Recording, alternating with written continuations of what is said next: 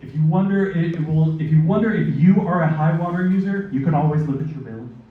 And if you're using more than 20,000 gallons, those are the customers who will be affected by those numbers. But 95% of San Antonians never hit those kind of numbers. Next slide. I'm going to show you, here's the surcharge table.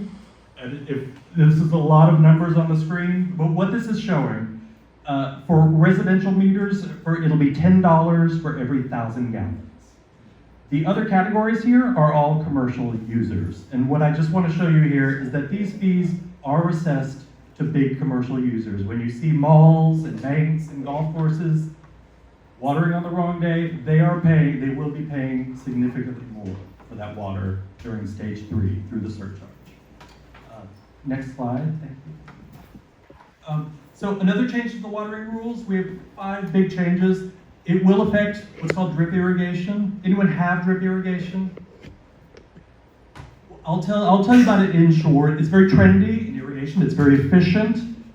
You've seen it at HEB and at the mall. It's those little brown tubes on the ground that just drip water. Well, it's become very trendy, and a lot of water is being used through drip irrigation these days.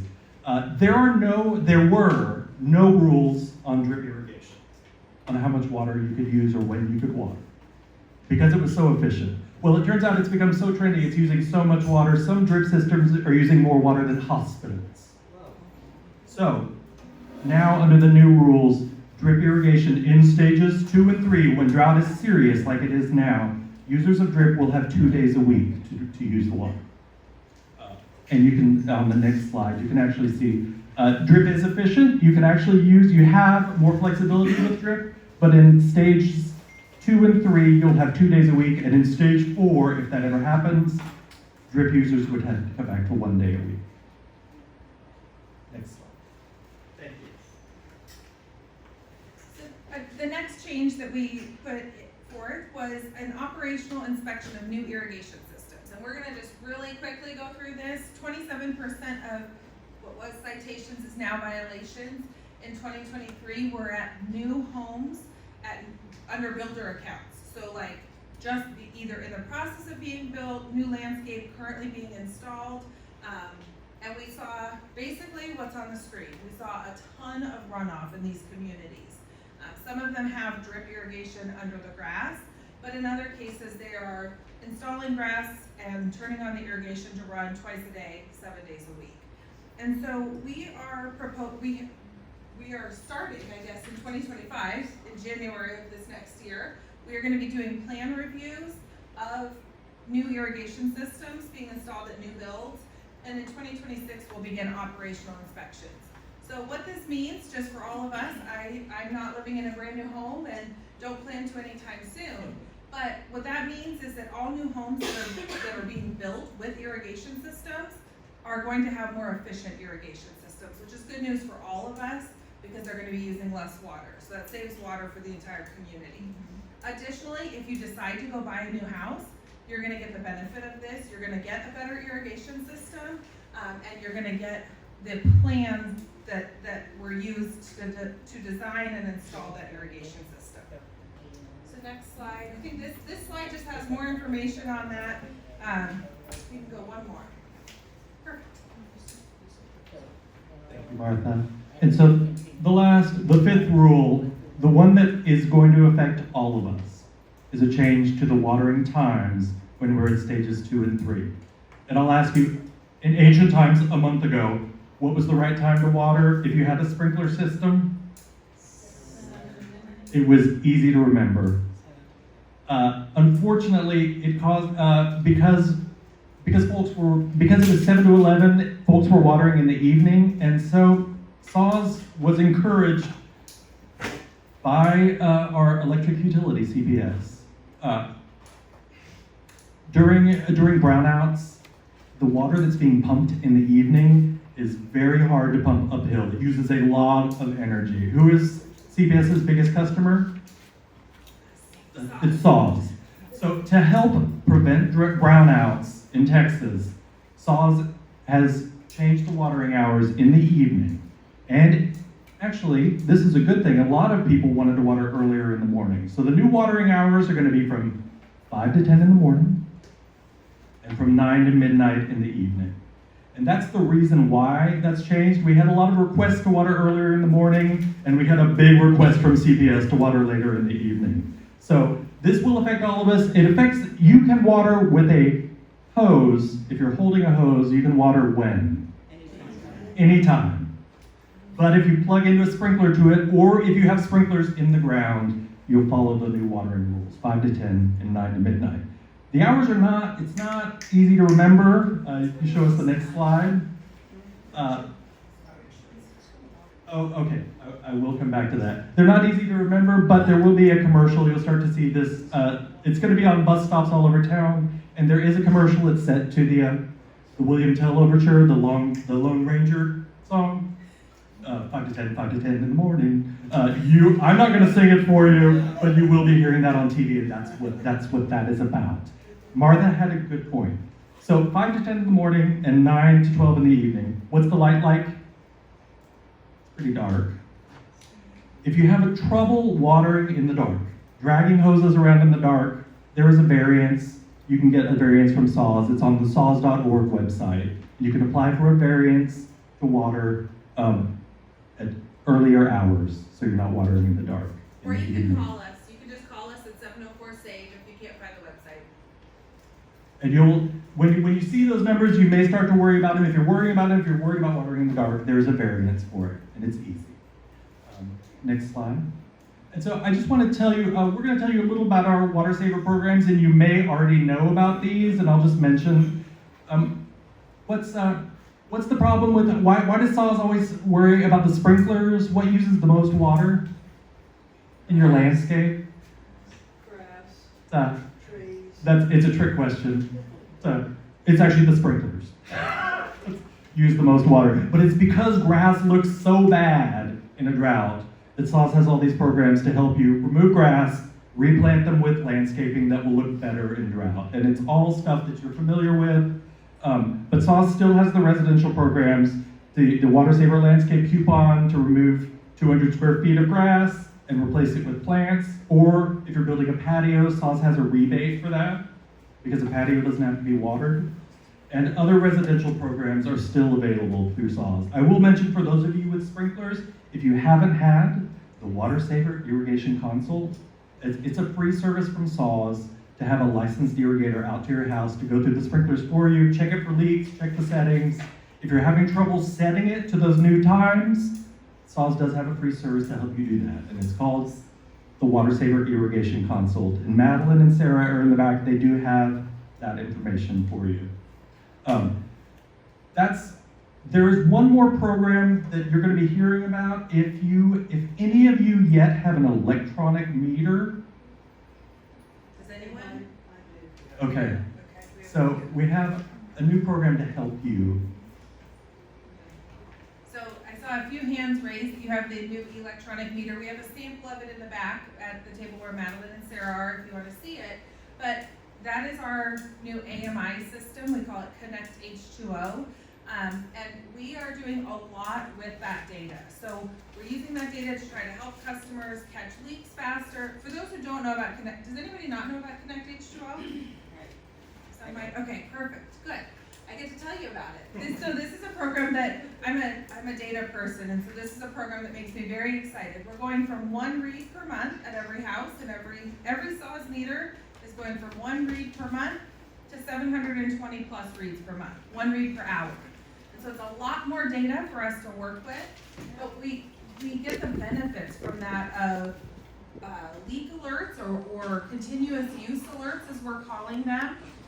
We can notify customers when it appears we're watering on the wrong day. We've gotten very good feedback from customers who have received that notification, who had no idea that their irrigation controller had multiple programs on it. They didn't know that when it was set on program A, if there was a program B, it was also running that every day at 2 a.m. And so this data is really helping people to not have to wait until that high bill comes in at the end of the month, and to understand their water use a lot better and a lot sooner. Next slide. Where is it? Where do you go? Perfect. Well, we're getting there. So the data is available on SAWS My Account, which is an app and a website. It's also available through WaterSmart, which is another website that we have. It's saws.org/WaterSmart. There's again information in the back on both of those sites and apps.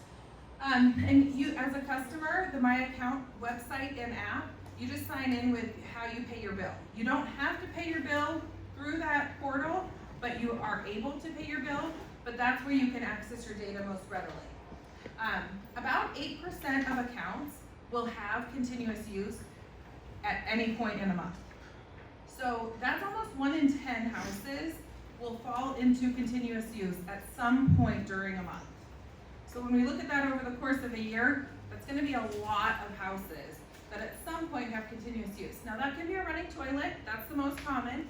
That can also be something like, oops, I left my hose running out back. It can be all sorts of things. But when that happens, now you're gonna be able to get a either email, text, or robo-dial phone call from our system. With that, we've put together a website, saws.org/leak, that helps you. It has a couple of these handouts or worksheets that are shown here on the screen. We have a DIY leak detection worksheet, and we also have a customer plumber checklist. In addition to that, we can do phone consults with customers over the phone, where you don't have to wait for someone to come out when we can schedule you in a couple weeks. We know people want to catch their leak right away, so we can do those phone consults if you call us at 704-SAFE.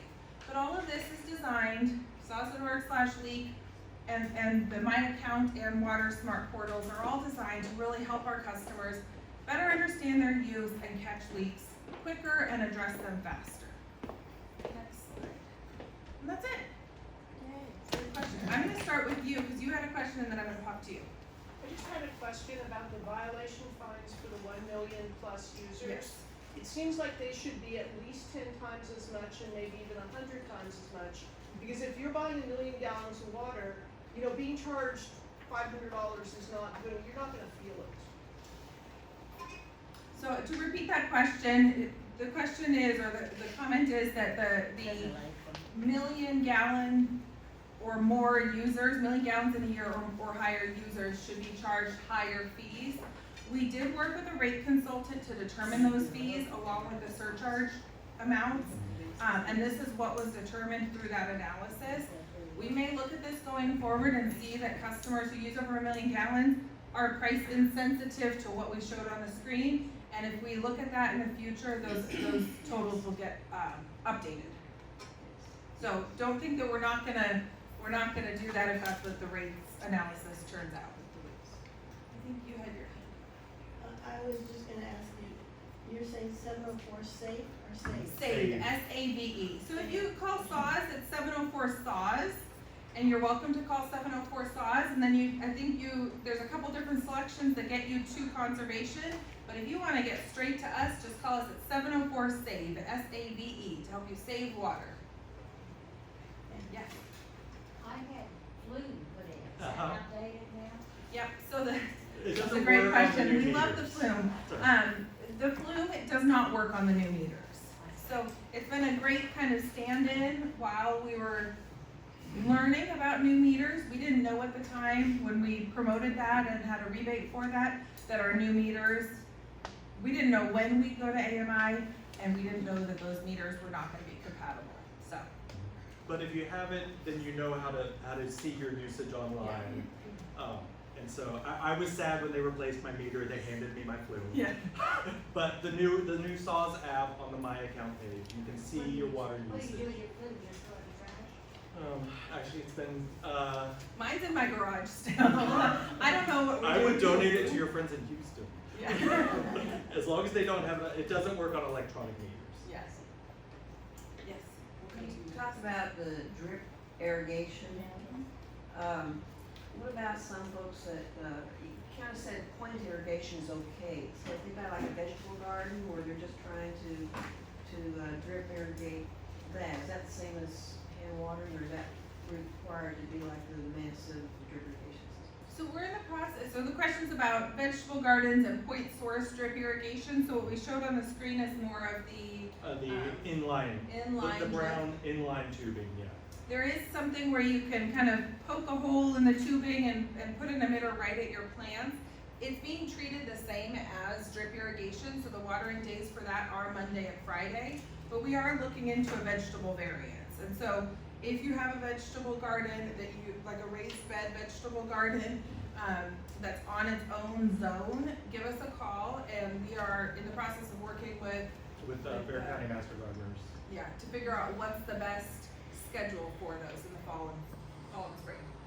Well, I guess, I don't, but I mean, I guess it would not be wise for them to call you right now, because then they'll get caught.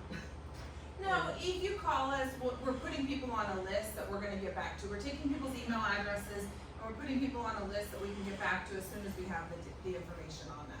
The fact is, those vegetable drip systems, they use so little water that it's not really, that's not the customer that's being targeted by these. I just was wondering if they're gonna, because a lot of folks don't wanna violate rules, but I just wanna make sure Yeah. this is. Thank you. Yeah, no, that's good.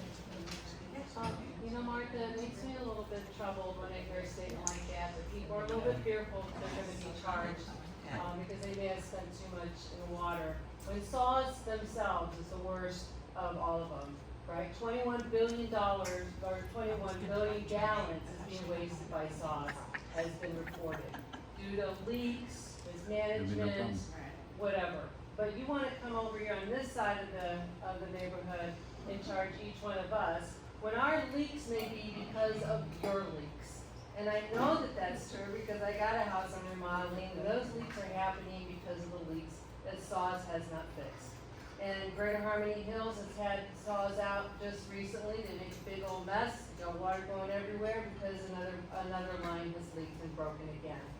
So I have a little bit of difficulty with all of us sitting here trying to be compliant to the fact that you're gonna charge us more if we go over so many gallons of water, when SAWS is the biggest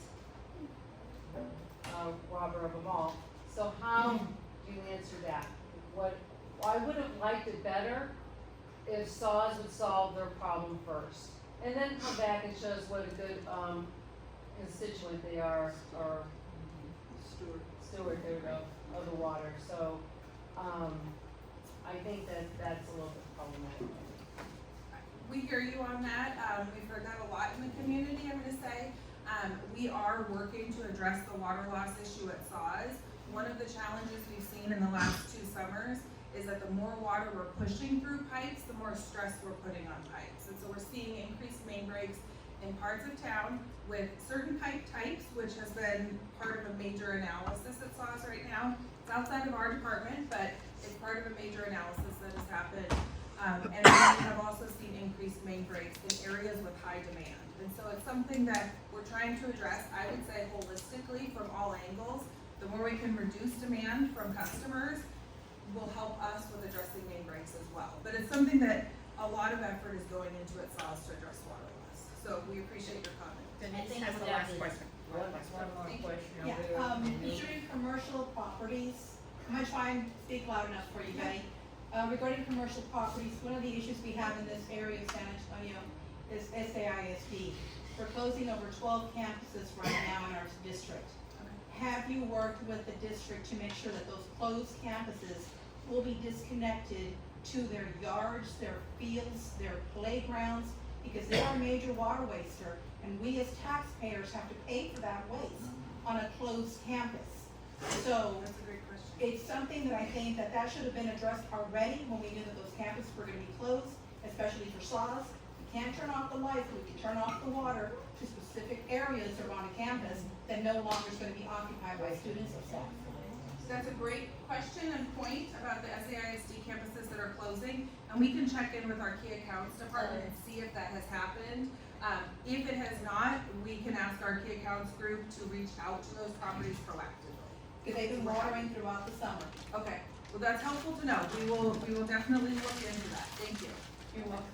I wanna thank both of you, and Thank you. I didn't start my meeting right, so I never opened the meeting today, and I apologize to y'all. With that being said, we have a couple more speakers, you're welcome to stay. Thank you. I can't tell you how much I appreciate because we want to get it out to the various neighborhoods. And we have a number of neighborhood chairs tonight at this meeting. So all these neighborhoods will be able to take back the presentation and some of the things. And we have invited SAWS to come to our next event also, and we're going to set up a table there, so if you have a specific question, you'll be able to go to the table and ask your question, and it will be answered. We're very proud that you have accepted our offer to come back, because this presentation is really longer than this, and we only gave SAWS, so many minutes in order to do a presentation. I wanna thank you very much for coming to my neighborhood association, very important. I think a couple of people have won the Botanical Garden Award, and I was worried, did you check? And we weren't overusing in my neighborhood, and thank goodness, I was concerned about it, but we don't, and so I was pleased. So again, Martha, and Thank you, Betty. I wanna thank both of you very much. Please join us for a few, for a Yeah, while. we'll stay for a bit, thank you. Thank Thank you.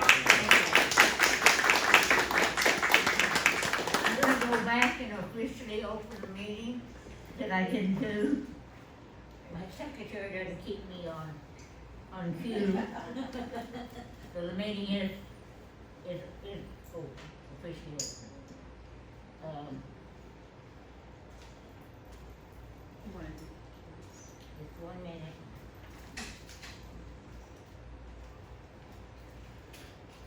This agenda says one thing, says approval of the March minutes, but I need the March minutes, so I'm gonna ask Jerry to read the March minutes.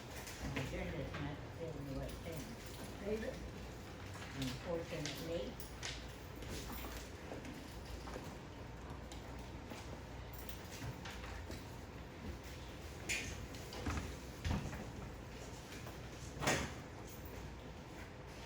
Our last meeting was at the Spanish, just the date, it was February the 21st, 2024, here at the Spanish Christian Church, called to order at 6:10 p.m. Dr. David greeted us with a prayer, and we had the Pledge of Allegiance. Vanjie Mathis made a presentation on voting, the process of voting, because the primaries were coming up. Ann Englert, president presented on property taxes and the deadlines that it's our civic duty to protest our taxes. That was kind of her own joke, but I mean, it is true. Community Garden made a presentation on and requested volunteers to help out cleaning days. Our SAFE officer, Erica, gave a presentation. Code compliance, we had the privilege of hearing Officer Lupe Hernandez, Guerrero, I'm sorry. She's getting ready to retire, and Officer Pelkey talked about that. And then City Council District 1, we talked about the senior center, the senior apartments in Kenwood that had a broken elevator, and the residents could not get downstairs to eat their food because they have to eat the food in community. And Kenwood Community Center is still closed. And adjoining neighborhood representatives, Bellevue, we had Ernest Salinas, North Central, Lisa Talley, Sherry Hills, Lydia Rodriguez, and Greater Harmony Hills, Patty Gibbons. Via Transit, there was a presentation on the rapid trans at Patrick Von Nolan, and we were dismissed at 6:10. Reminded people about upcoming meetings.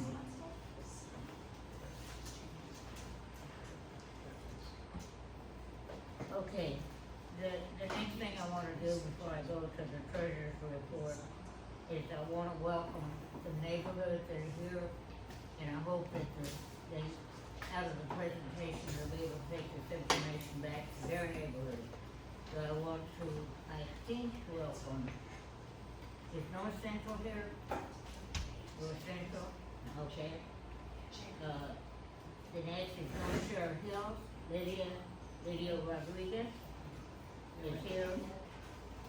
Jerry wants me to talk on the microphone, but if y'all can't hear me, I can't believe it. Los Angeles Heights is here, Herb Salinas. Greater Harmony Hills is here. Patty Gibbons.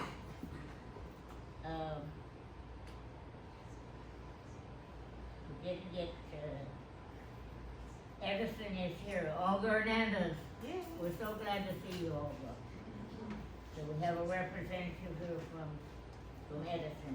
There was no one here from Northmore. Was anyone from Kenwood here?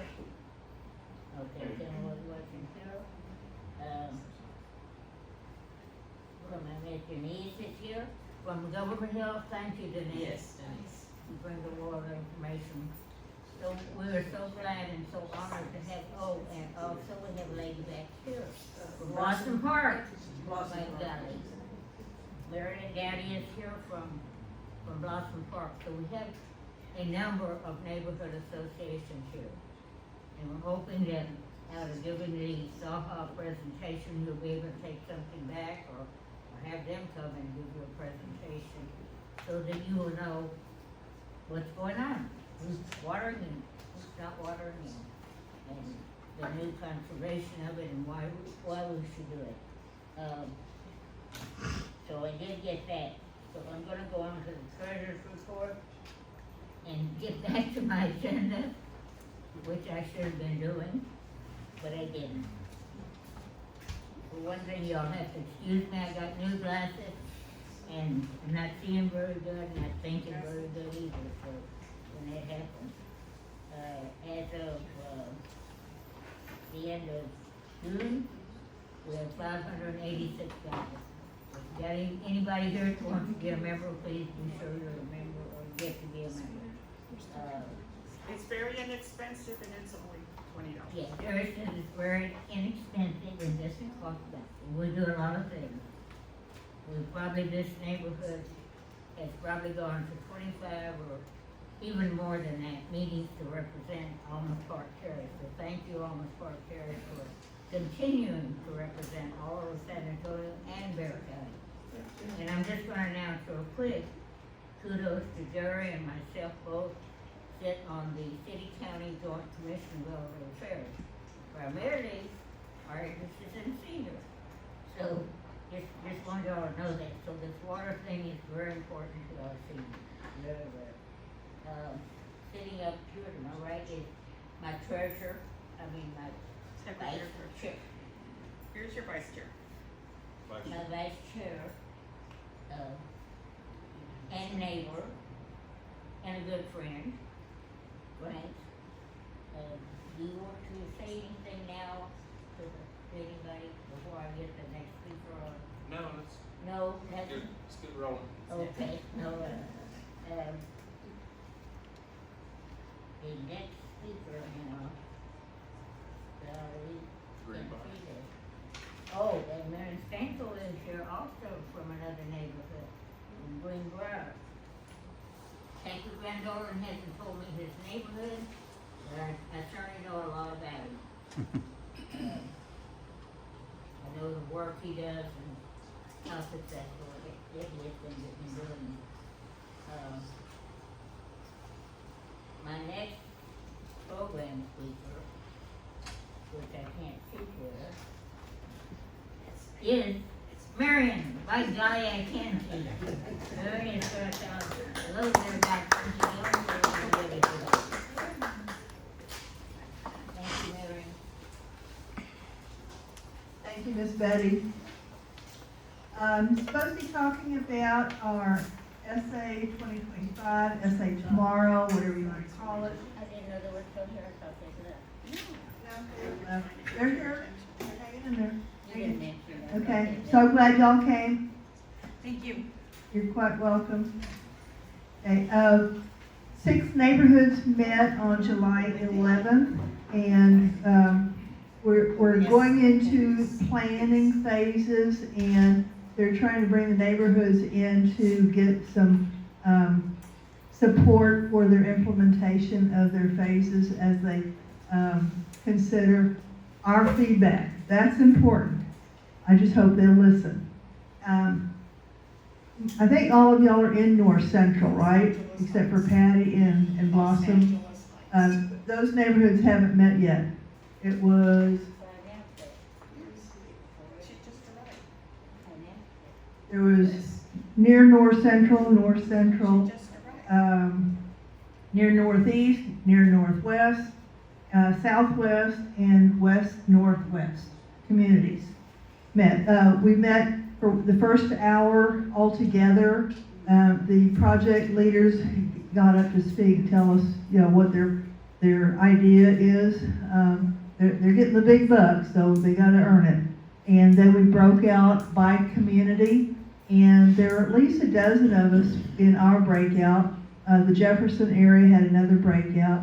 Very diverse, and I'd expect that because, our neighborhoods, like Betty's is probably the oldest. Mine started in 1959. It was the first neighborhood built outside Loop 410 before Loop 410 existed. It was finished the following year. The neighborhood was built mainly for the military because it was halfway between Randolph and Lackland Air Force Base. And when they got deployed, they all turned it into rental houses. So that's an issue in our neighborhood. But we discussed quite a few other issues, convenience to, neighborhood, grocery stores, churches, schools, and so forth. Other things that were considered. This was the first meeting. There's going to be some others. One will be in August, and they're supposed to notify us when the next one will be held. Tentatively, it's August 26th.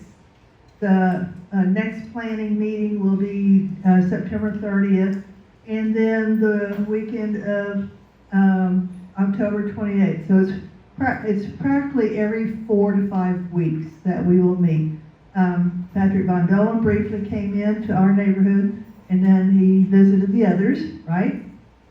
Yes, ma'am. Okay. So they showed us a map of what our new community area plan is. They are changing them slightly.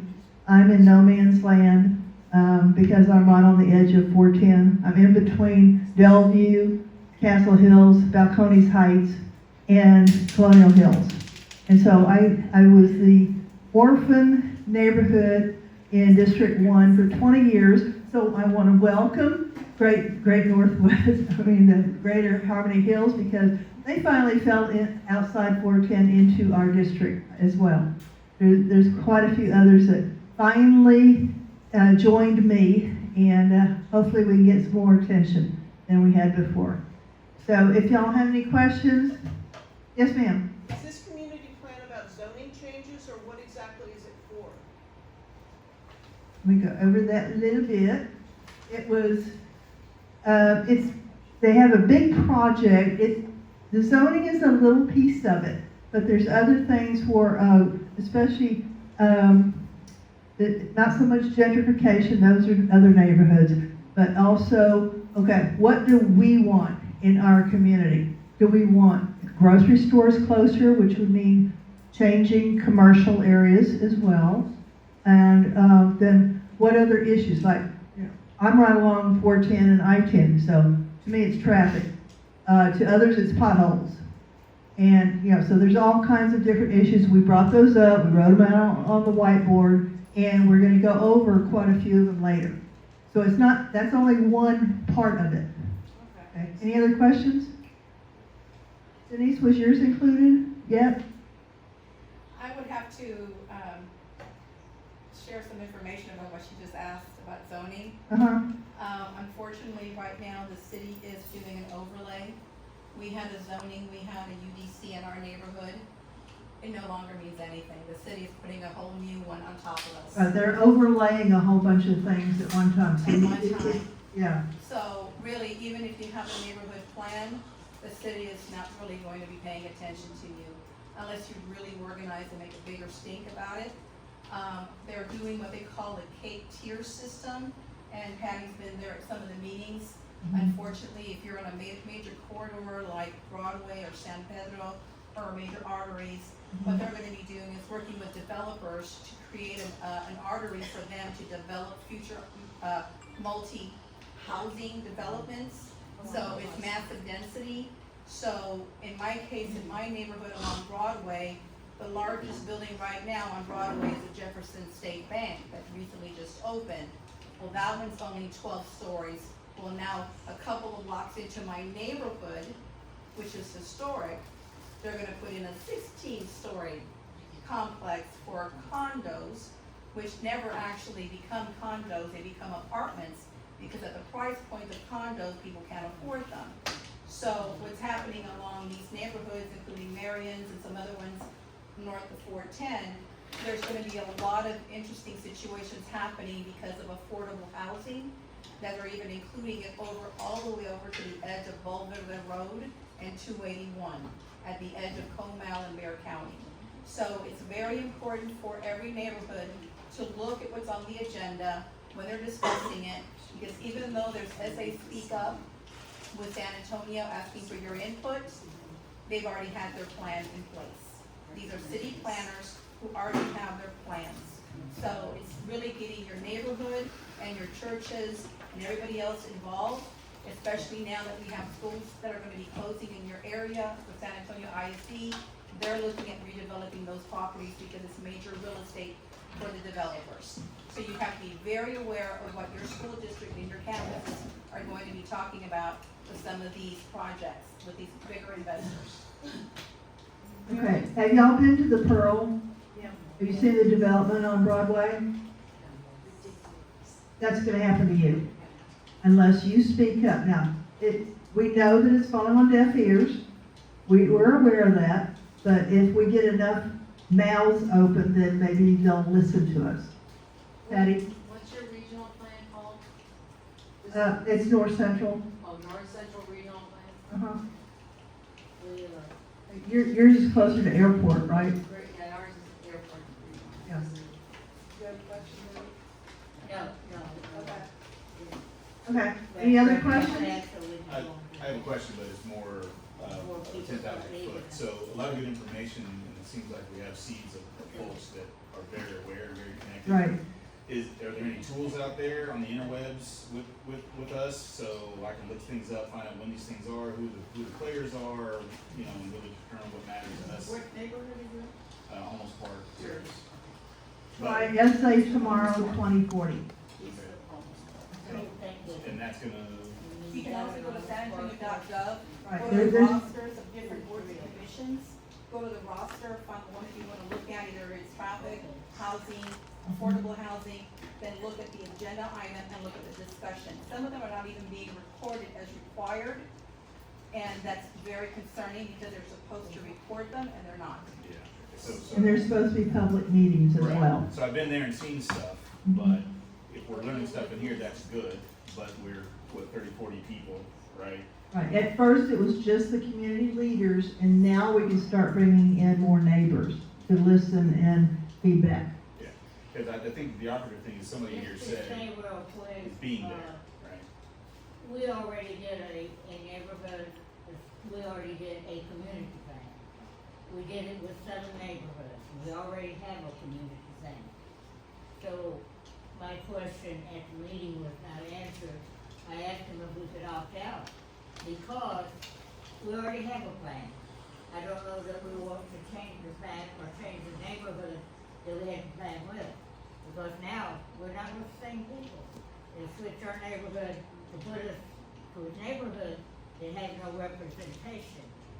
So now, it's very interesting. So I want to thank you, Mary, for You're giving welcome. us an update. And I know Miss Betty did ask the question, she got a non-answer. So thank you, thank you, Mary. There's something for us to know about. The next meeting, I'll try to get it out into our neighborhood. Except they were told the only people that could go were the president and vice president. But when I got there, they had invited all sorts of people from all over San Antonio. Excuse me, Denise, you're pointing to. Yeah, she had her hand up. Yeah, but no more questions. Actually, I didn't expect Mary to answer the questions, so I just give us a presentation. But in our I just want the neighborhood to know there is a neighborhood plan. And all of these things work together. We do have another guest here. I think we're ready to go. And this is on the verge of graduation. And you sure have the meeting after this speaker speaks, once we get involved with doing it. He'll be in the back, name your name, and so forth. Thank you again. Some information from Bob. Thank you. Thank you. Everybody over. We are ready for you, Patrick. Patrick is with the Family Neighborhood Association, but also works on numerous city issues and so forth, and has been so helpful in us because we know what will happen on the issue. Ms. Betty, if I could, while Marion's getting my presentation, did you have Pastor give us a start with the prayer? Did you? Okay, thanks. Said you didn't officially start the meeting, so good job. Well, welcome, Howdy, and thank you, Pastor David, again for allowing us to be here at Spanish Christian Church. My name is Patrick Mondo. I'm with Santa Monica Family Association. Also, there's a group of us, many in this room, that are part of the Save Our Streets Coalition. And Save Our Streets Coalition is focused on stopping the VIA monster. How many people have heard of VIA? Yes? So VIA is an unaccountable entity that is taking our taxpayer dollars and using them without direct supervision or direct accountability to residents of San Antonio. And we believe that they are abusing it. So, thank you very much. Let's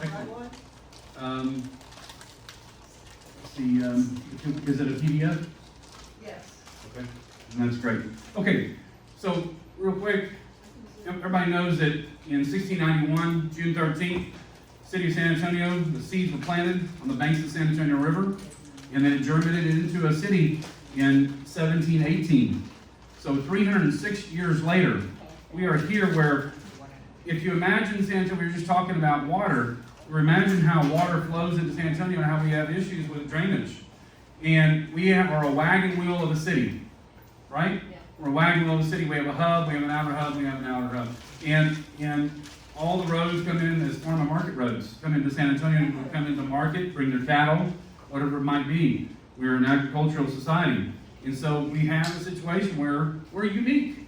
We're not like other cities. We're not like Dallas, or even Austin, but particularly Dallas and master plan cities. We do have a master plan. Denise just said there is a master plan out there for the city, for our communities, and for our neighborhoods. And we're going to show you here in just a minute how it's being ignored. And it's going to be overlaid and taken over.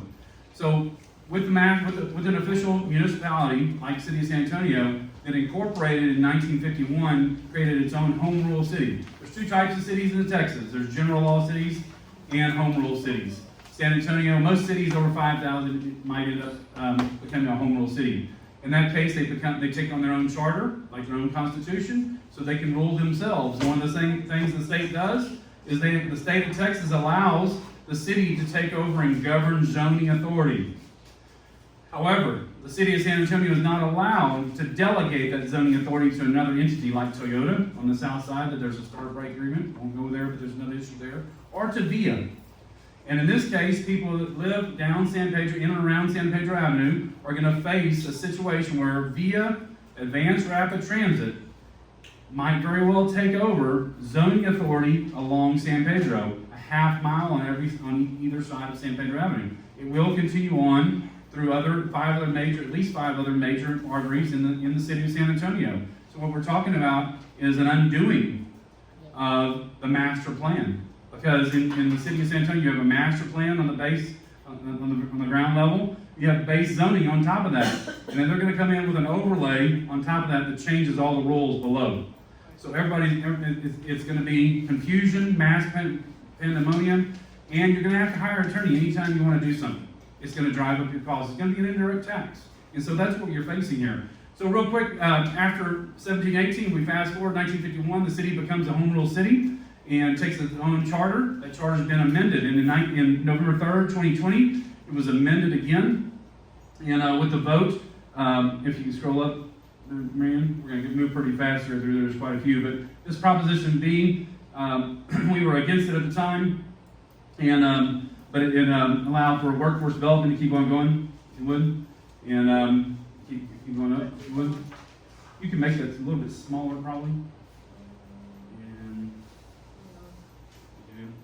All right, so, okay, very good. So pre-K for SA was on Proposition A, and then after that was a Proposition B to change Edwards Aquifer tax over to workforce development, and then keep going down below that. Might be the next page. There you go. Proposition A, we were encouraging people not to vote or to vote against it. It was Advanced Transportation District. That is the election, November 3rd, 2020, in which they passed overwhelmingly, more than 70%, to change the tax from the workforce development on January 1, 2026 to VIA, Advanced Rapid Transit. And that 1/8 cent sales tax will actually go to where it adds up to 3/8 cent sales tax on that date, January 1, 2026. And that money is already starting to roll. They're counting on that money to come in. That 1/8 cent sales tax in the city of San Antonio amounts to about $40 million a year. And so we're talking about a lot of money. And so what we're seeing is a lot of city employees that you might have known, the former city clerk, former director of Development Service Department, both now have left the city and gone to work at VIA. There's hundreds of millions of dollars about to flow into VIA, and there's lots of money, and these people are leaving the city to go over to VIA to work there and do their dirty work in this case, if we keep going up there, Marion. So this is just something to show you, we were against it back then, and we had a big billboard out there, keep scrolling. That's me on the left, and keep going. So we were driving that around trying to encourage people. This is what we got. Mayor Ron Nirenberg excited that this was a referendum vote in favor of him, and this is on the San Antonio report. Keep going, Arian. All right, so who's heard of the Green Line? I'm sure everybody's heard of the Green Line. That is the portion of San Pedro Avenue that'll be taken over by VIA, Advanced Rapid Transit, and the whole purpose of it is to change it to where public transportation becomes the core purpose. Let me say that again. Public transportation becomes the core purpose of this avenue. No longer, how many people rode the bus to get over here? Anybody ride the bus to get over here? I would venture to say nobody, and that will be the case. And in the very right, we all know ridership is low with VIA, right? This is the Green Line. It goes from the airport, 11.7 miles down to the city of San Antonio, on down to the Missions. And keep going if you would, Marion. Thank you very much. And this is important because this tells you how much money we're talking about here, and this is actually old. And somebody read that number for me. Is that 269 million? Yes. Okay, so that number is actually old. It's been revised, and we're looking at over $344 million now. And that a large part of that money is coming from federal money. Let me tell you about federal money. One, it's not sure it's going to happen. It might be put on hold with the election. They are pushing hard. The city of San Antonio is pushing hard to make sure this money comes through. Because when the money comes through, then they feel obligated they have to spend it. The problem is that this is just for capital infusion. This is not for operational cost. That federal money goes away after whatever they want to build is built. And then we're left to pay for it on a go-forward basis. If you would, so that was just to show you that's their information. So this tells you about the property tax rate, and we all are facing higher property tax rates. And it shows you on the sales and use tax rate. Go up just a little bit, Marion. There you go. Oh, a little bit too far. And you can see the sales tax use in the city of San Antonio. And 1% in the city of San Antonio. They're going to give that money to VIA. This portion we believe is illegal, and we intend to hold them accountable for this. But they're going to give the money from the city of San Antonio after they collect it from us to VIA. And that we believe that violates an interlocal government agreement under the transportation code. We will be seeking to hold them accountable on that. And then you've got the other taxes here, including the Advanced Transportation District tax. You can see there of the 0.25%. And go ahead and keep going, Marion. Thank you. All right, this is something we found, and I believe I had it for Patty Gibbons and the Greater Harmony Hills Neighborhood Association. What's really interesting about this shows you the major arteries that they want to make in San Antonio. So you've got the major ones here, and the main one, the first one here, the green line, the red one there. The silver line would be the second one. That's the gold line going horizontally. and that's Commerce, the silver line. But this red line right here, we were looking at it, I'm just looking at different researching. If you go down just a hair, Marion, you're going to see something, some abbreviations. Everybody familiar? In 2015, we stopped the light rail project in 2015 with a vote in May. Broadway. And on Broadway, it was going to be 3 miles of light rail track, $888 million just to get it started. And we, as a coalition, and then the voters voted it down. One of the things that you saw there was light rail. And they said, well, we were concerned that if we don't stop it correctly, we might be facing it again. And there's some abbreviation. I'm sorry you can't do it, but I can make this presentation available through Betty if anybody wants it. But in there it says two things, two acronyms. One says BRT, which is Bus Rail Transit. We're facing that, we all know about that. The other is LRT, Light Rail Transit. This is a document we found recently in Discovery, but this is still on their mind, is light rail transit. And this document that I just found less than a month ago on the city website shows you this is a new document on their website, and that they are still considering light rail transit. So it's not gone away. And I just want you to know about that. If you would, Mary, keep going. Yes, ma'am. When I first saw it, it was 13 lines. So were they sneaking in the 7 first and then hit us with the 6? Anything's possible, but you might be right. Anything's possible. This is just to show you, VIA is expanding past its scope and mission. Another thing we think we can hold them legally liable on, and that VIA is buying buildings, like Scobie, and they're going to redevelop it into apartments on top and businesses underneath, or whatever they want to do, and then get into the apartment business. This came from the San Antonio report as well. And so VIA is expanding its scope and mission as they anticipate the infusion of all this money. But if they do that, they believe in build it and they will come. So we've all experienced build it and we come already. Back in north side of District 9 on 281 up on in Stone Oak area, we all are familiar with the $30 million VIA parking ride that sits empty most of the time, right? Yes. We're all familiar with buses where we look, and I'm always looking to see if buses are filled or not. Buses are all the time that I see are not filled. Maybe 20% max, more like 10% or 8%. And so we know the capacity, that they have lots of more capacity that people aren't taking advantage of because we're Texas. We do things differently here. We like our independence, we like our freedom. We want to be able to drive our vehicle, and if it's an SUV, so be it. And that's what I drive. But if you would keep on going, Marion. Did they buy the whole Scobie complex or just That's that? my understanding. Don't hold me to that. Because it's huge. It is large. This is a page here that I won't go into. It's got a lot of detail on it. Again, we can make this available to you. We've got a website. We're developing everything right now to answer the gentleman's question over here about resources. But go up just a little bit to Patty's picture here on, as good. One more. Go up. There's very. Oops, sorry. That's right. Is it farther down? Yeah, one more page down. Oh, okay.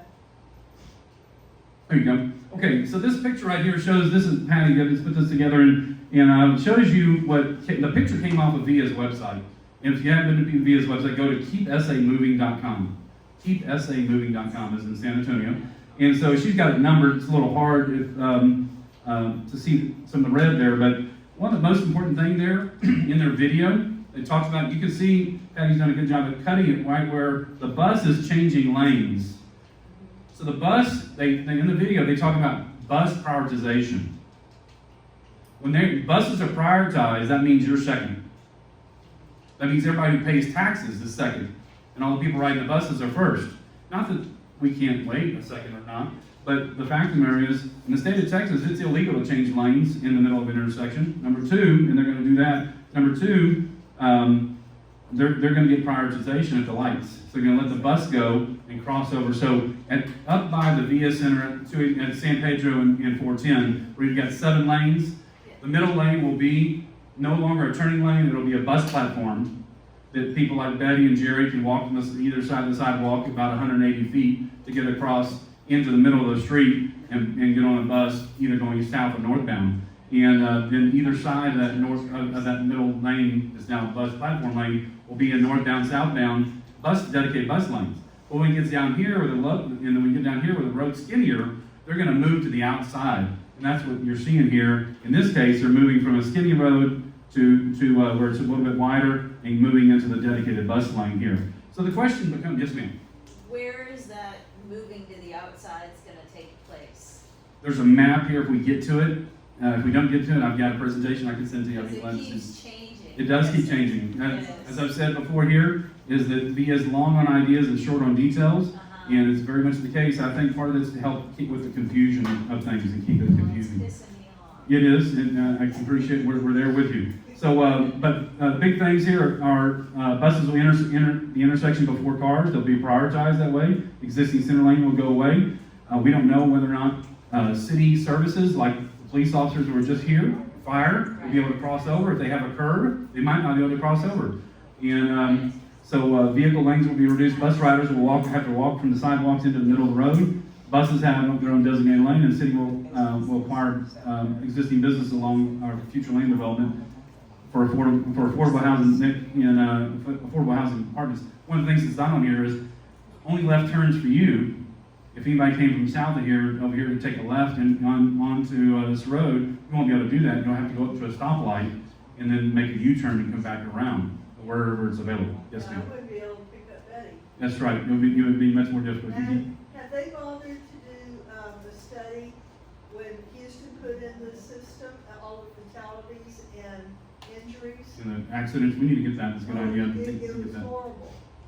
If we do that, if we're going to move. So what I want to show here, this is right now. This is brand new as of June last month, and this is a picture of VIA, and it just says the future starts here. Go up just in here. Actually, next slide, if you would. Yes, ma'am. Okay. And there's some stats. All right, there you go. Fast facts. So this is just put out by VIA, and just a couple more slides I wanted to show you because I can see Betty over here tapping her pen ready for me to finish. But the 11.7 miles, this is some fast facts. They're going to put 26 new stations along San Pedro Avenue. This is just the Green Line. We're talking about $1 million. I kid you, $1 million per station. That's what they'll spend. $1 million per station, 26 new ones. They believe that if they improve timing, that passengers will come. The more reliable their transportation is, the more people can count on time, the more the people will ride there. I can tell you, I live out in District 9, and up by 1604 and 281, and I know the VIA parking lot is there, and I can count on it being there, and I'm still not using it. And anyway, they're trying to take it, trying to change the times on weekdays between bus intervals, 10 minutes in between each time, on weekends 15 minutes, and then no new carbons, and because they're going to have either hydrogas or natural gas buses or whatever it might be. If you'll keep going there, I want to show you this. There's one that says about traffic. It's coming up. So you can see here, there's the dots there. Those are all the stations. They'll have the 26 stations right there. So it fills up San Pedro Avenue. And Is that so they can get on, use the internet, and then get off on the next stop? yes, ma'am. Which is what I see on Prima. Yes, ma'am. If you'll go one more for me, it's a red. There you go. Great. Okay, that one right there is a very important one. I just found this the other day, and thanks to a gentleman named John Whitsitt. And this, I think, again shows you where they're going to have the stations, the 26 stations. But I think it's really apropos for you to know that the VIA and the city are finally admitting they got a problem. They know something's going to happen.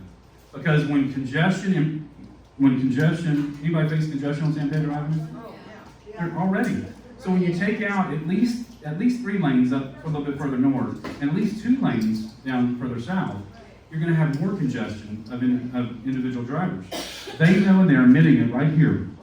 Out of 1,275 cars, they know at least 200 are going to be diverted either to Blanco and I-10 or on the east side to McCullough and 281. They're admitting right here in this sheet right here, this presentation, that they knowingly are forcing individual drivers off San Pedro.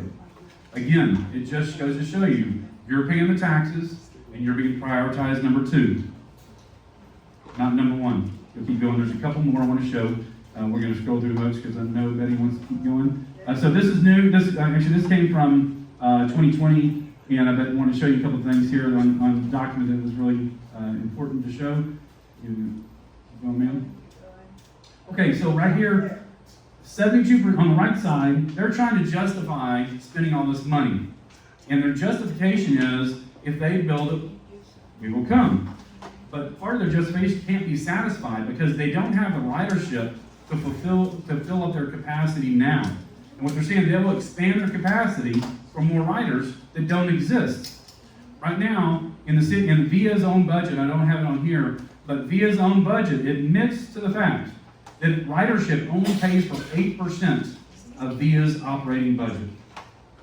That means we are already subsidizing VIA's budget by 92%.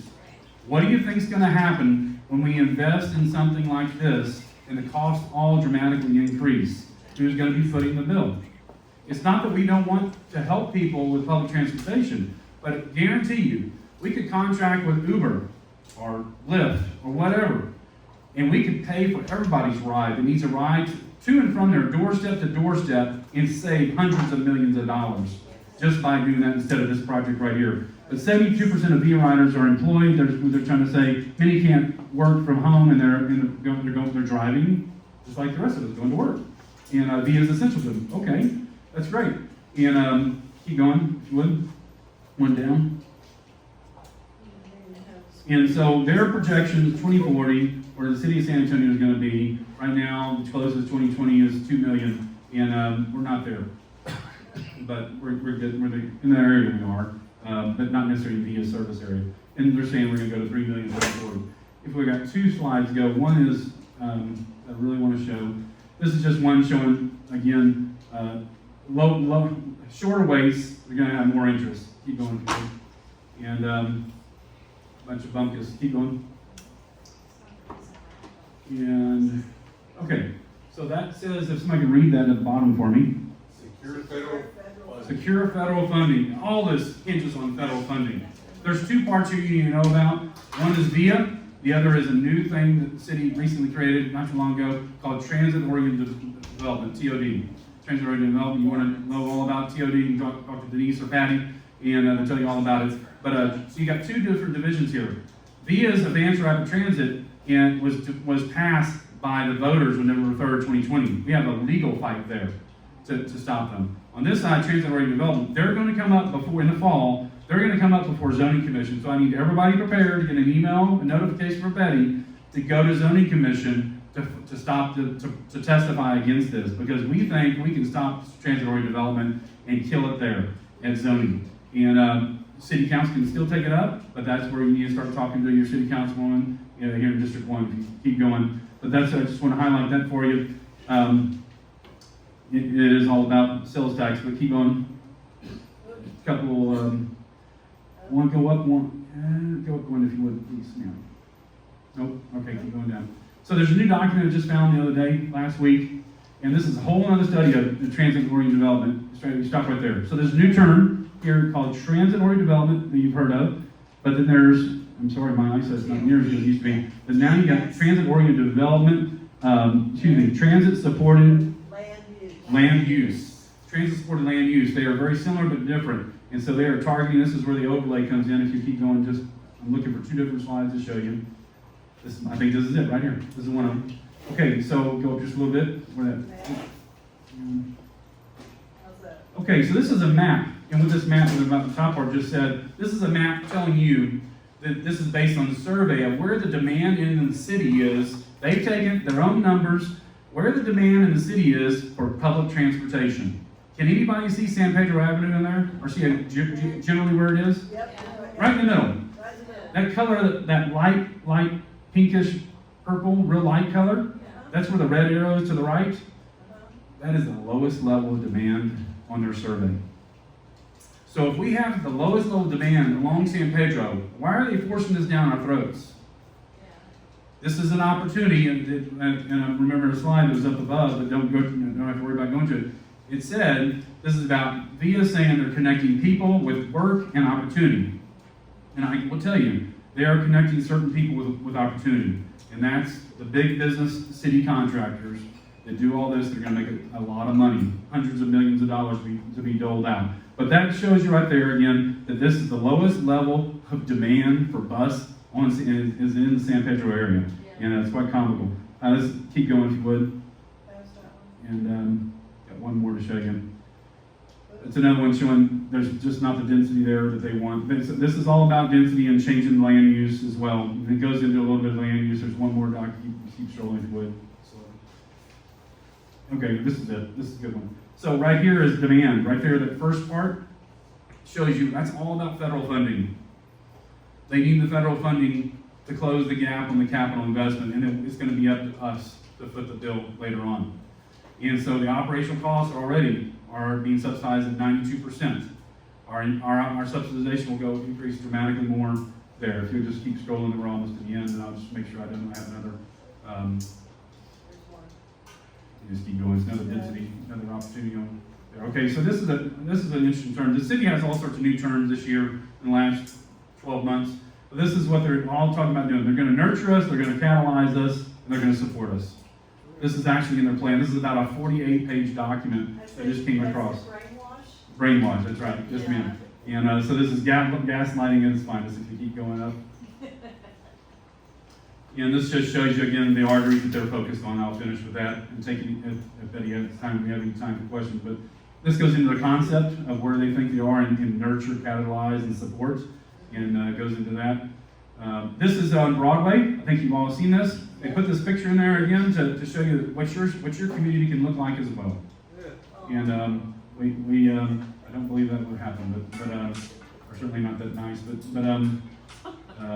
is the okay. So this is the land use portion. So this is what they're looking at front. This is from a station. That green is a bus in the middle, and this is where they're taking one of the 26. Every one of the 26 stations.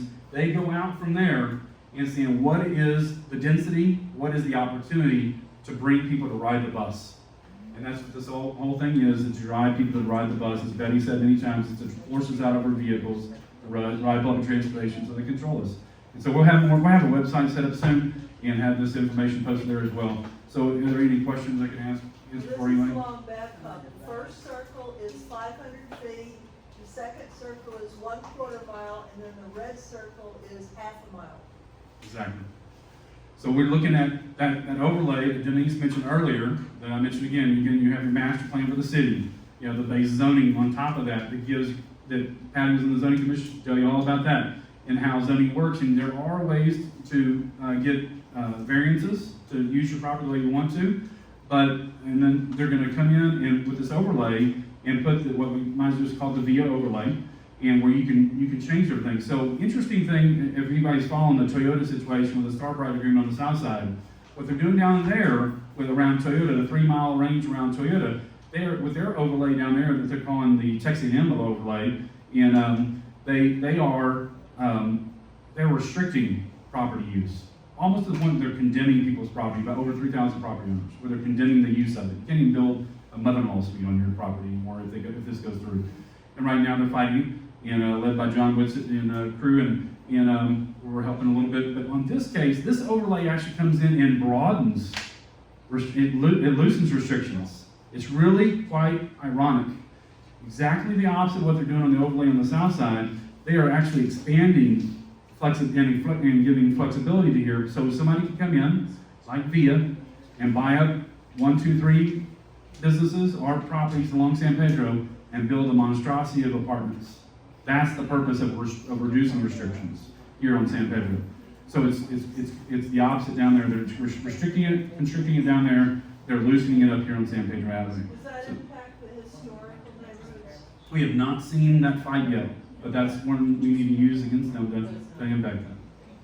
Any questions? Okay. All right, so we're going to have yes, ma'am. I just wondered, have they tied that to the baseball stadium they're planning to build in downtown? Well, there's a whole major project, right? In the baseball stadium, possibly a new Spurs stadium, and all that. So that is all part of their imagination to making buses available for that. And they will certainly use that as an argument that they're going to build another reason for people to go and will create demand by people going down there. They're not going to want to fight down there. But Climate Action Adaptation Plan of 2018 will actually stipulates that as of 2040, you're not allowed to drive a gas-driven vehicle downtown anyway. So that's under the current plan. So yes, they're going to use anything they can to sell it. Absolutely. Yes, That ma'am. was my similar question. I was wondering why they wanted to go airport and downtown. Was it to bring tourists in, or how, because I know like in Seattle, Hawaii, Maine, they do that. They have transportation, so you don't have to rent a car. Yes, ma'am. That is exactly what they want to do. They believe that the demand for people coming into the airport is not going to just be for tourism, but also they're coming in to connect with their corporate office. I can tell you, there's very few corporate offices of any significance along San Pedro Avenue. There's not a USAA, the corporate office on San Pedro Avenue, right? We all know where that is out on I-10. And there's no major, so they're trying to sell that they're connecting people with work and opportunity. And so, but yes, they're gonna streamline, they're gonna try to do that. But I can tell you, from our own experience, when you go to another city, especially a city that's increasing in crime, let's say you fly to Portland, how comfortable are you gonna feel about getting on a public transportation in Portland? They're empty already. Well, so not many people, especially I don't think women are gonna do it. And I think most of the people that are traveling have some resources, and they're gonna want to get as quickly as they can from where they fly in to their destination. And so I think it's counterintuitive. They can sell it all day long, but I don't think people will do it. There'll be some that do it, but most people are gonna come in, they're gonna want safety. And they're gonna want to know they get in front of and you have a way to check who your driver is and all the different things. Not that it's perfect, but to be able to get there as timely as you can. And even they say they're gonna reduce the time, bus crime is increasing dramatically. And Wi-Fi, public Wi-Fi and free Wi-Fi just won't satisfy and overcome somebody's need for personal safety. So, yeah, I don't know, yes, please. There's also some underlying, reports and discussions regarding the gambling that they're proposing for Texas. San Antonio is included in the discussion. So with this corridor, it becomes such a wide area, and the land around, further in this area, it becomes more expansive, that it becomes very attractive to the investors to say, you know what, we already have our best system now in place. What's gonna stop us from putting in these hotels and all the buildings involved with gambling? Last thing I'm gonna leave you with is there are some action items to do, and I would encourage you, write and call the mayor and your city councilman members, all of them, because they all represent their single member districts, but they all say they vote for all of San Antonio, and they do. And in this case, they will. They are constantly approving of more monies to go to VIA. And so if we can shut any of that off, we need to do that. There's a large amount of pressure for them, though, to keep this going. And the common belief, even with the District 10 councilman, is that this is a done deal. I can tell you that the transit-oriented development is not a done deal. We can stop it. If we stop it, we might just stop the overall project. We can stop the federal funding. I contacted Ted Cruz's chief of staff yesterday. We're going to have a meeting with Ted Cruz about stopping the federal funding. And we are considering legal action. So if you want to contact Betty, and if you're interested in helping with that, we do have an informal petition to do. We're creating a formal petition here shortly and doing that. And then plan for a meeting at Zoning Commission in probably late September, early October that we all go to. And so you can sign that. There is last thing I'll tell you is at the bottom here, go up just a little bit, Marion. There's a link here. They're taking a survey of transit-oriented development right now, and a little bit more. And so you can go to SASpeakup.com, look under TOD, transit-oriented development. They are taking a survey right now.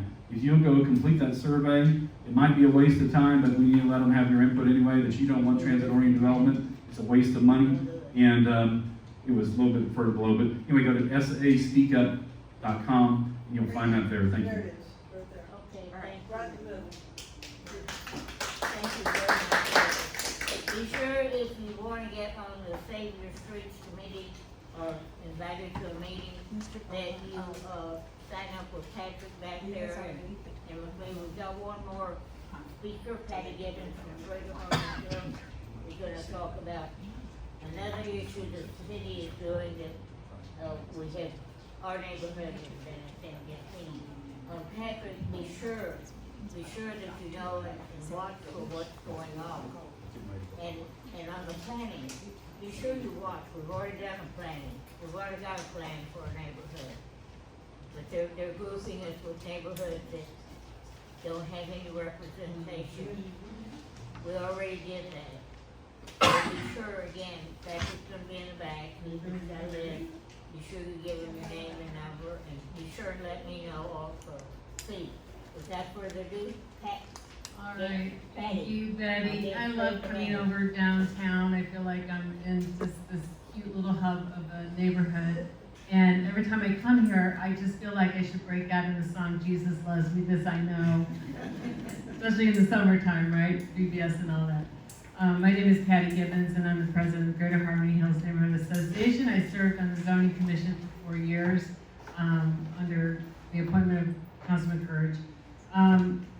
So if I could kind of back up a little bit, how did we get to here today? It really took almost 8 years, the entirety of Mayor Nuremberg, to get to this point. He was building what I would call a three-legged stool. It started with the CAP plan, Climate Action and Adaptation Plan, and that came out in about 2017, 2018. And that was an extreme version of how we could control vehicles by taking your roads and squeezing you out of, your road space, so maybe you would take a bus. Then came along the SHIP plan. The SHIP plan is about housing, strategic housing implementation plan. And that was when it went to you, and they asked you, would you like the city of San Antonio to spend more money for affordable housing? And it was a very low voter turnout, but that did get passed. So they feel that they've got you behind, you're watching their back, and they can go ahead and with this plan. Now they also got to be on board, so they got their three-legged stool in a sense. So a transit-oriented development, which would not say any of these corridors are actual real transit-oriented development. A transit-oriented development generally happens in smaller communities where they do need to have maybe more rail that picks them up and takes them to a more metropolis type situation where they can't, it's just a little more cost effective to get on a rail and go to a metropolitan city where most of you will work. So this really is a transit-oriented corridor. And now what they're doing is they've got their money sources, they've got things lined up, so now they've tasked the zoning commission area, our departments, to come up and write the ordinance. How will this look? They already have a TOD on the UDC code, which is the Bible of all kinds of rules. So it was already there, but it wasn't fitting the purpose of VIA, because now VIA is going to be your rail in a sense. So they're all meeting. They did put together a task force, which includes different neighborhood association members, or not necessarily association presidents, but some neighborhoods there. And I will say, you do have some neighborhoods that are fighting very hard and pushing back during these discussions. And I think they meet every 2 weeks, is it just about? Every 2 weeks down at Development Services around 4 o'clock. And there's usually a bunch of us that sit on the outside of it and watch and listen to how they're, going through and making this all work. And how big should the TOB be? Should it be the whole length? Should it be half of it? So they're all having this discussion. They'll be broken down into an ordinance, and that ordinance has to go through zoning for a read, and then they'll vote. They'll listen to public hearing, and then they'll vote, and then they'll pass that on to City Council for the final. It is not unusual for City Council, if zoning said, no, we don't think so, it's not unusual for City Council to override that and go ahead and pass it anyways. It used to bother me to no end, as it goes zoning commission, when you work so hard and listen and do your own research to say, no, we don't think that works, and then for this council to go ahead and pass it. More than likely, it's gonna pass City Council. But to give you a better example of what an overlay does to your land, I'll give you an example of one that was on Roosevelt Avenue over by the Missions. And the World Heritage Organization came in and said, we really don't like a lot of these fruterias and small businesses like mechanic shops and car sales. We really don't like those as the presence around our mission with all of our world tourists coming in. So we'd like to see if we can't just put them on a down zone so that eventually they won't really be able to operate is how it is. So if your business is commercial 3, let's say, and let's say commercial 3 allows you to have a liquor store or a bar or something of a higher intensity, they want to come and say you will now be, or even your mechanic shop would be commercial 3 or industrial, you will now be a C1, which almost puts you at the level of an office. And that would suit the World Heritage's purpose. But, and they like to say, don't worry because you're grandfathered in, meaning you could go ahead and function as you are today. But the problem is when you go to sell. So if you own the motel and the motel is getting downsized from C3 to C1 and you're elderly and you want to sell this thing, it will not be sold as a C3 or as a motel. You're just selling land at that point. So he's lost a lot of money. So at the time that I was on zoning, I said, I think you're doing a taking here, and that would be violating the Fifth Amendment of the Constitution. And then you get a lot of snickers whenever you say that. And so I really put up a fuss, so they went ahead and said, let's go ahead and do a little tour to all these these businesses that were possibly gonna downzone. There's 130 that were on this map. So we did this tour, and we visited some of the mechanic shops that were almost legacy businesses. Their grandfather started it, the father was a mechanic, the son is a mechanic today. They're doing mechanic work on large vehicles. And I would ask them, sir, do you pay taxes on your land here? And they'd say, yes, I do. I said, do you see everybody standing here? They all want to take your right as to how you can use that land today and take it away. So I need you to be at the next zoning meeting. Usually when I said that, and I said that every time we stopped, it would be, okay, everyone back in the bus, back in the bus. So it is a taking because they're not paying you for any of the rights to use the land that you own and pay taxes on for their purposes. And it's very clear the Fifth Amendment says that any government entity has to pay for that taking in a sense.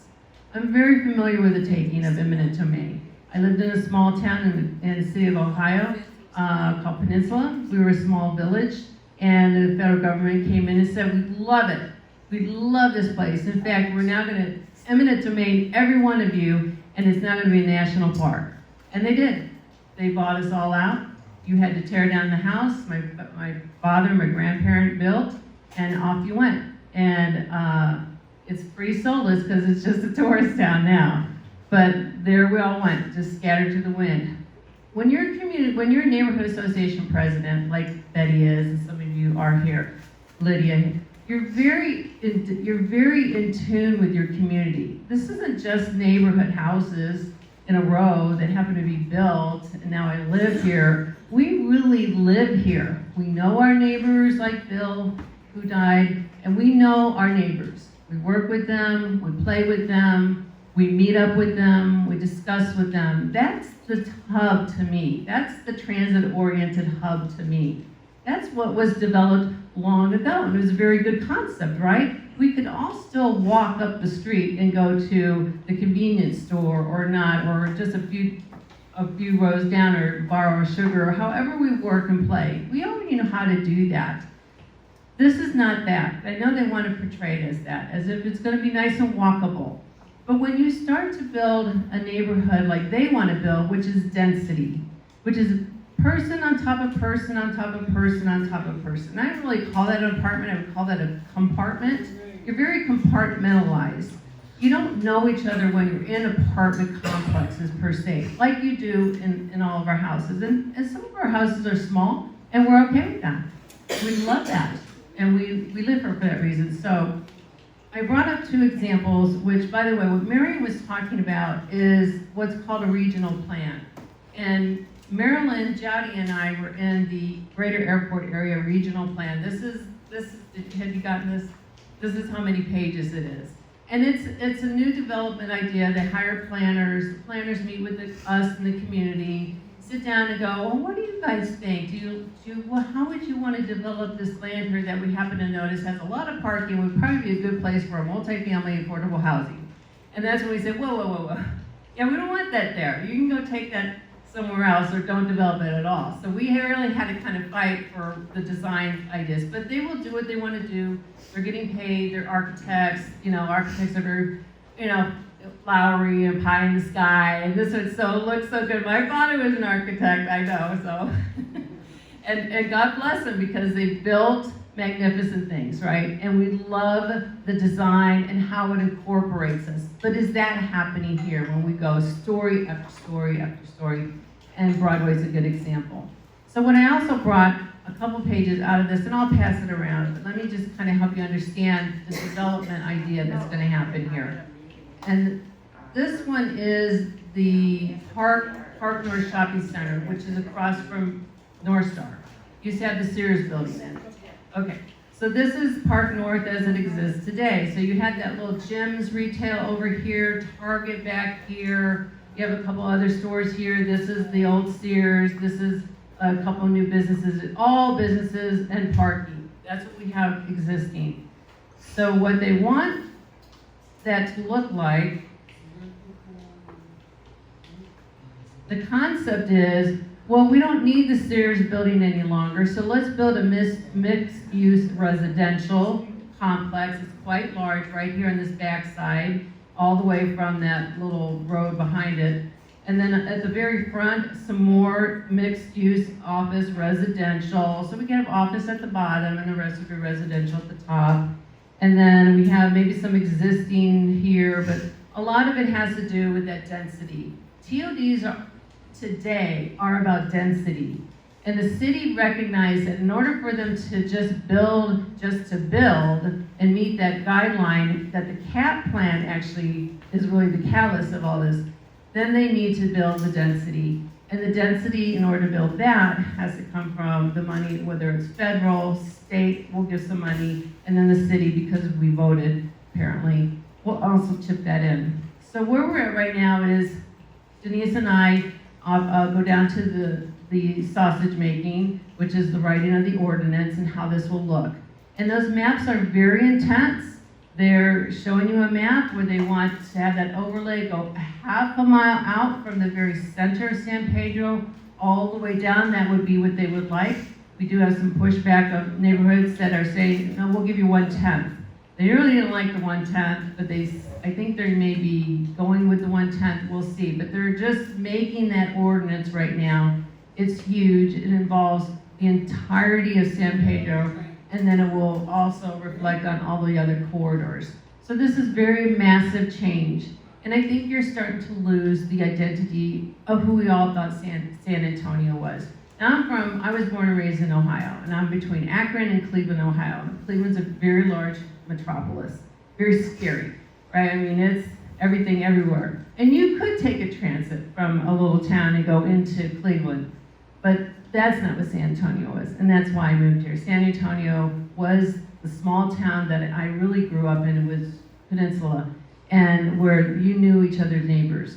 So I think we have to figure that out as voters. What are we looking for? Do you think we're the metropolis that that the other planners want us to be? Because they're telling you, and the reason they would tell you this, is that we're going to be growing so many people by such and such a year. If they can tell you that there's a scarcity, that helps this plan. Scarcity always follows a TOD. So they have to tell you the scarcity. The affordability isn't there. We don't have enough houses for people to live in or places for people to live, which is not my fault.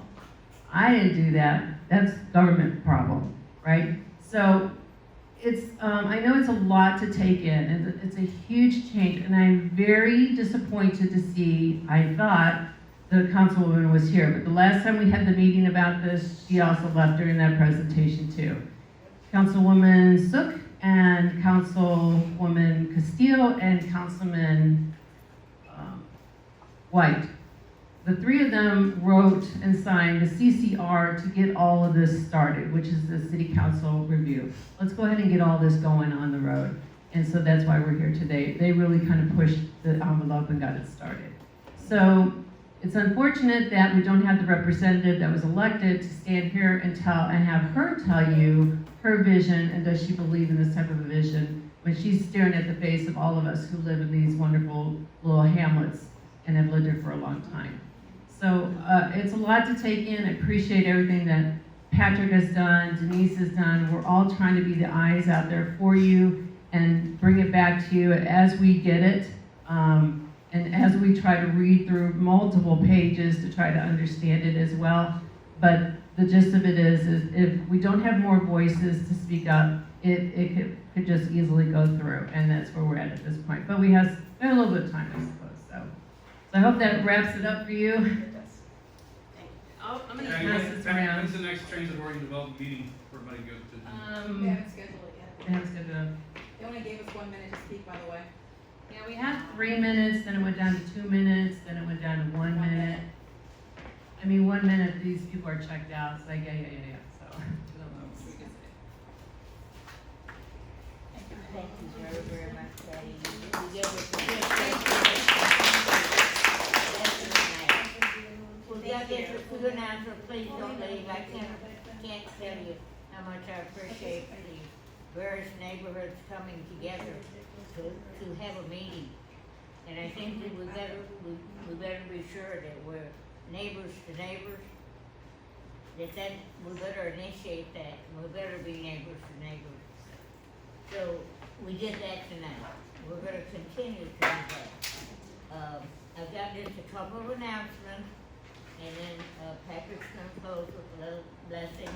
Earlier, our pastor from this church, had a blessing. Patrick motioned to Pastor David, but anyway, I just wanna tell you that we are going to have an event, neighbor event in our neighborhood, and all of you are welcome to come and stop by.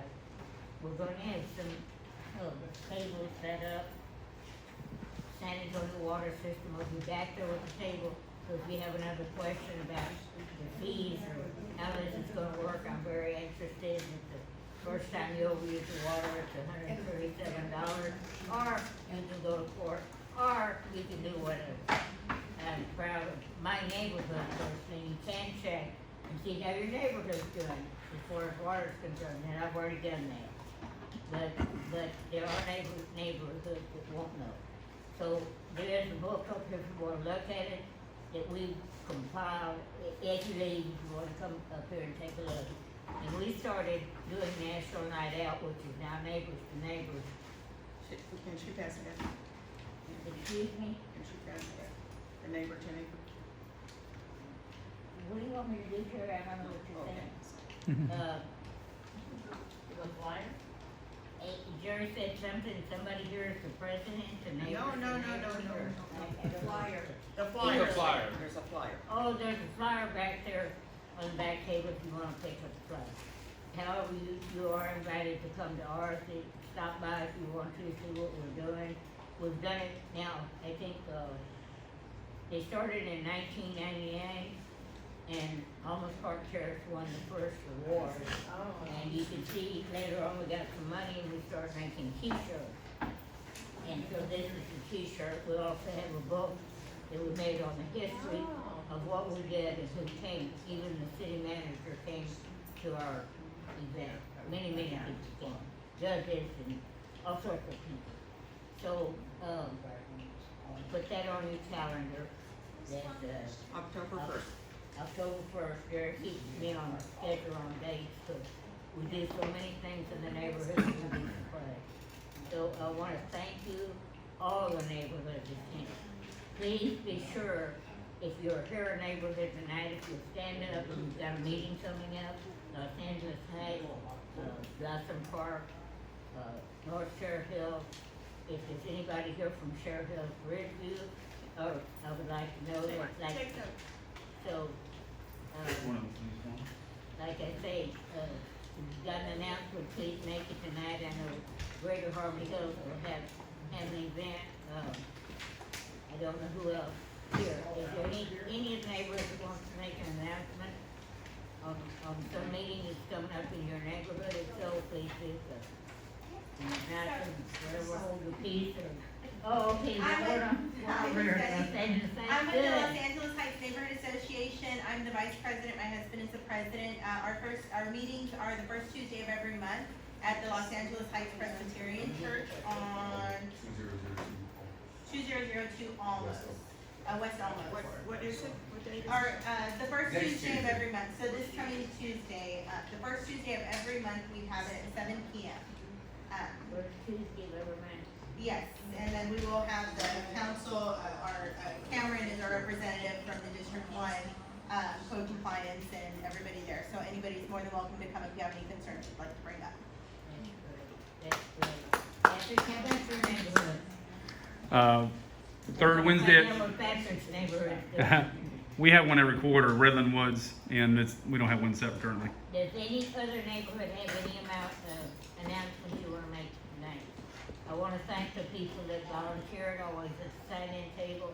I hope that you signed in so I can contact you more easily. Vandy and Lucy, thank you, thank you, thank you. Thank you, Mary Stanko, for setting up for us. Thank you for the many neighborhoods that came tonight. You don't know how I appreciate it. And I am having a problem seeing and hearing both. And next year, I'm looking for someone to step up and take my place. I'm looking at my neighbor next door, and neighbor's a neighbor, so, anyway, I hope this will all be successful. If anybody wants to let this book before we leave, please do so. And if, Patrick, are you gonna come forward and, all right, and Pastor's gonna give us a blessing. I wanna thank the pastor again and again and again. We have some free posters for you to take home. Oh, let me make one more announcement before you do that. In the back, we've got some back to blue signs. Each neighborhood is welcome to take, Take as many as you want. You've got 50 there. we've got 50 there. You're welcome, each, if there's 10 neighborhoods, 5 apiece. If you need more, please take them tonight. The wires are there. We're gonna plaster our event with back to blue because the most important department that we have right now in San Antonio is not being funded, and that is the San Antonio Police Department. So if you've got to need any of those things, please take them and get them in your neighborhood. Now, Pastor. Dear Heavenly Father, once again we come before you in thanksgiving for all who were able to come, all who were able to share and participate, and for neighbors being concerned and worried and also interested in the betterment of their neighborhoods and of their community.